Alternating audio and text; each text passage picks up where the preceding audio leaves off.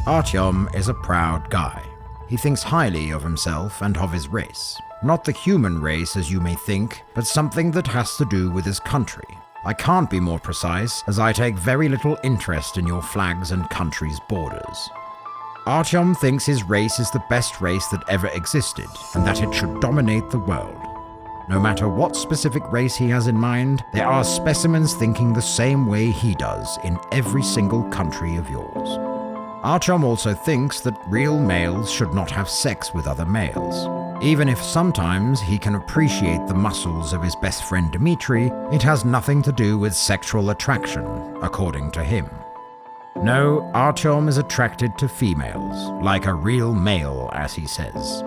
Which is weird because, aside from that, he seems to plainly hate females. He thinks of them as less powerful, less clever, and more superficial than males. Furthermore, most of his jokes reflect this state of mind, establishing females as vacuous pieces of meat. The misconceptions of Artyom seem to be plentiful, but they can be resumed in one big misconception. He thinks of the world as motionless and rigid, when everything, every day, should prove to him that it is actually quite the opposite.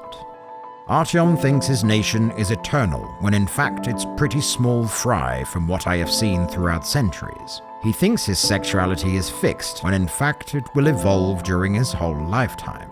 He thinks females are less important than males, when in fact biological sex characteristics of any species constantly adapt to their environment.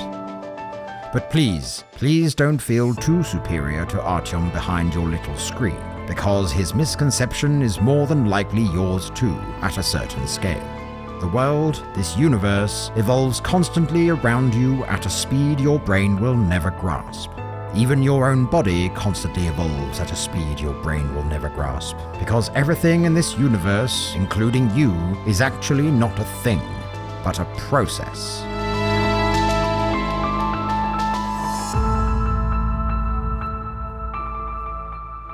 Look at our planet. From this basic point of view, it seems completely motionless, and yet you know it is literally teeming with movements down there. You've seen it, you felt it, because you were closer. This is the exact reason why you can't perceive that everything is in constant motion at a quantum scale, because you can't look closer, except with tools. If you could constantly look at the world with these tools, you would be able to see that you lose, gain, exchange billions of particles every second. Because you are not something, you are a process, like everything that is made of matter. This phenomenon is even the same at a relatively bigger scale, the biological scale. You are losing and gaining cells by their millions every day. This should be obvious for you, as you're well aware of the difference between, for example, your current body and your newborn body.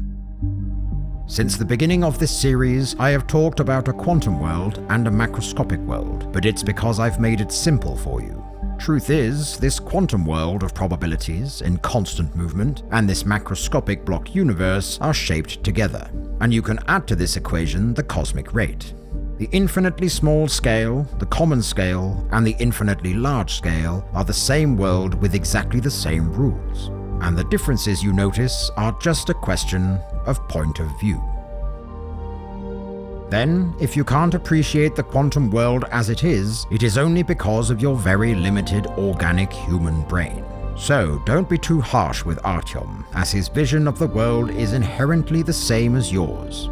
You only perceive individualities, species, groups. You need to categorize things to understand them because you are blind from the truth of the processes.